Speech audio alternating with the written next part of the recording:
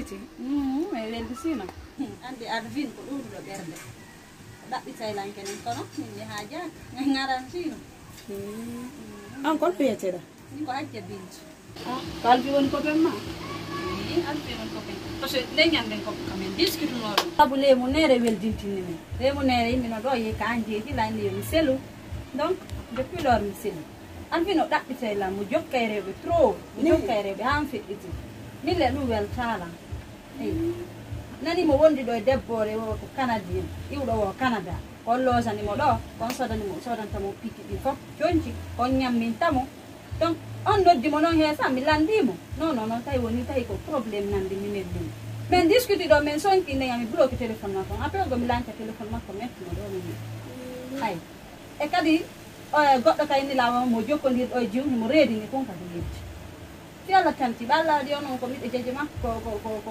ko ɓiɗɗo jajamo jeejemo de fiyalla mo woni trop infidèle wallahi ɗum moƴƴa awa ko mi wolantama anta hoɓe ɓe gandi ta tewfe ɓe la labba ila foti ta jiibu avenir sabu alvin ko a faami ɗum ɗo tumari komi haalnani erga noon no wuli am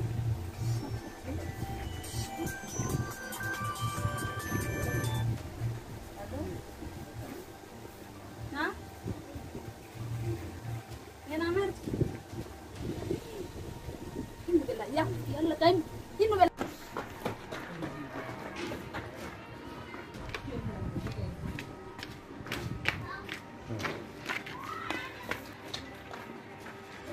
ina no dila on be arti don kusina no dila on ena arti tanti non no suudu kon be am joni tanti on wali tanti ari ka be anyande be no dino ma o yotino me yo on ini lawa ini no dewo mini ini wono sini jamme welti mini enen no welti on wali sibilan gampi tajabu be fus koni programme dina be duano kan ni na fi joni ha pora ni la hawda wa muni joni la hawdi yote après habban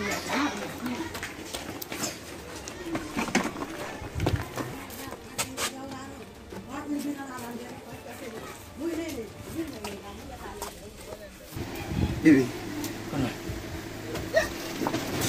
joni kadi ko ente ɗe jokkata mi landi joni kadi ko ente ɗe jokkata sukkude komi wonda a utilisé la sikka komi boobo mi landima wolana Habi o yaltuɗo kon kon winoɗama kon winoɗaɗa merci taw taw sera andi ko arta gal ko nyimo e biya wara langal dum ngala ma ko ndu asukkude mi anda yo na inda ko wolu habo inda ko winda wolu jodo wolu non to non mi wolu fi Allah wolu o mo yuda do o mi sipani ke ma fi ma ko nyanga yime o ko tiki mi fami ko fala ko andi ko do woli ko fodo la jendi ko do woli ko junko fala o ron ko andi ko to rewata o hebami parce que ani mo habidi e ko pe mako ga a jonno mi anda sa wono buzal esko parce que ko be mako go wore jo mais ngara o be la famo di depuis me yidi mi mako me indi rite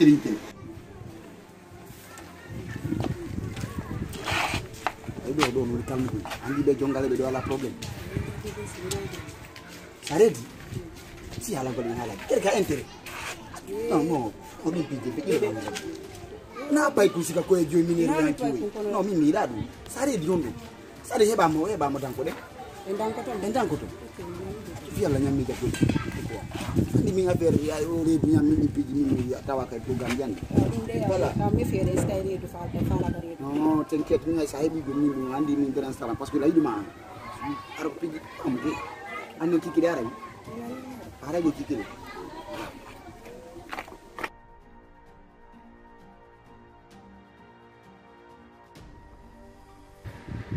Bebe la yiduma ko gonga non sila andi ko mi yiduma ko akune ngala ta la yiduma mo yano nyande mi mande di ko se ani moto tapala ko haketa la ndar de mataw no yarta non paji mari no wadirta non bodi da wala mi stai ko non woni min ka da wela min ka non ko si tawi tum na gonga ma wonda si tawi ko gonga ma wonda min kay lange fema si tawi non min kay na gonga ma yuwete duggu no bidin traiza tama ko satti min ferantama ni daron kadi goddo kay fenana landi na yiduma ha kwat Aku de yalla no.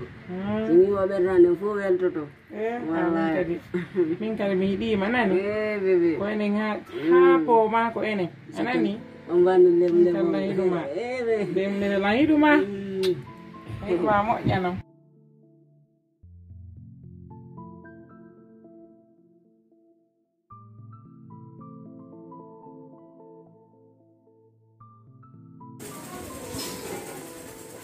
Monsieur Barry? C'est Monsieur Diallo. Mr. Diallo, C'est comment? comment vous allez? Ça va. Ça va, ça va, ça va. Active la famille. Ouais, alhamdulillah, ça va. Ok. Elle est ta femme? Ouais, il va bien. Même du jour, les jours. Non, non, non, mais il y a une C'est maintenant le jour, les jours, les marins, les alors, les petits tamons, les cassous. Ouais. Hein? T'as déjà envoyé des 16 Non, non, c'est bon. C'est bon. Ah, je vais appeler la femme, elle va vous saluer. Bon. Bien grand, quoi. Il n'y a pas de problème, hein? Chérie, viens, allez, il y aura le monsieur Diallo. Monsieur Diallo, non, arrive là. Ça va bien? Marche bien. Famille. Jangan udah tiga. Yang itu jam. Alhamdulillah. Yang udah nafsu aja. Awan torama ya la gol fatu ni. Oh, ya Allah. Yallah. Bon, Bali de fou, je ne vois pas Ismaël, sa femme. Chérie, excuse-moi, on va parler. Ok. Amandar ga. Oh, jalan mana ni? Yeah. Non. Mais il est Bali de fou, je ne vois pas Ismaël et sa femme. Parce que quand on est en gaz, je ne sais pas quoi.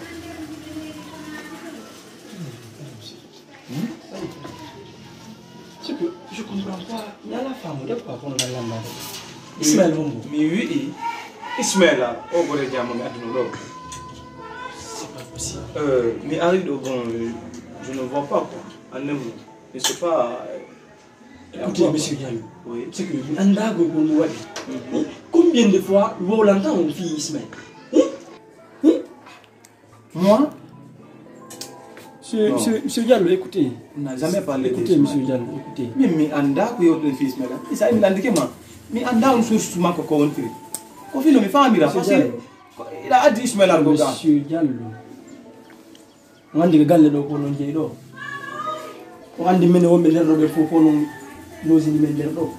ko min jombi jeedo parce que en vrai dit ko C'est ba voilà, non mene andi gorko woni joma galle ko debbo ni joma suudu. jom Ismaël ko to Kono ko mi yewtuɗen kon fi Ismaël fof ko wata artude hannde ko tan lan fi Ismaël. mi ngi yow tal Ismaël c'est Diallo sa yero ponko ni écoutez sa yero ponko ni est-ce qu'on fait c'est comme won do ko vraiment vous en avez marre non écoutez parce que ɗum ɗo on wata ƴettudemi wasi ko men feetuɓe quoi est-ce qu'on fait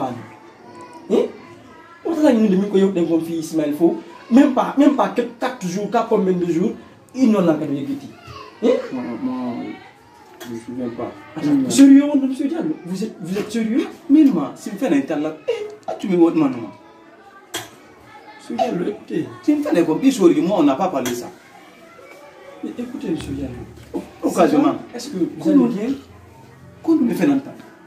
Pour quelle raison? C'est un jour que il dirait qu'on a parlé. Moi, je ne suis pas ces amis, je suis américain. Je fais la table. Tu vas faire un école d'autre.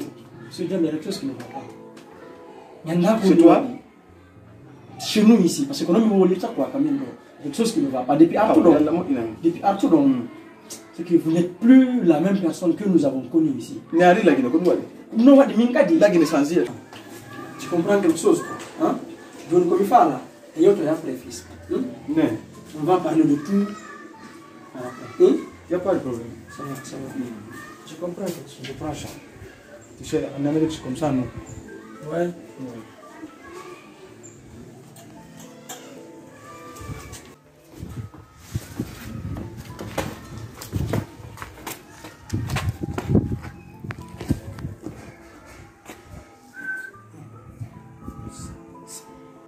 Non, c'est pas possible. Attends, on est possible quoi. Non, monsieur Diallo, il y a quelque chose qui ne va pas dans la tête de monsieur Diallo. C'est soit sous ces bureaux maintenant, on dit quelque chose d'autre. Mais ça ne va pas avec lui. Ça ne va pas. Eh, chérie.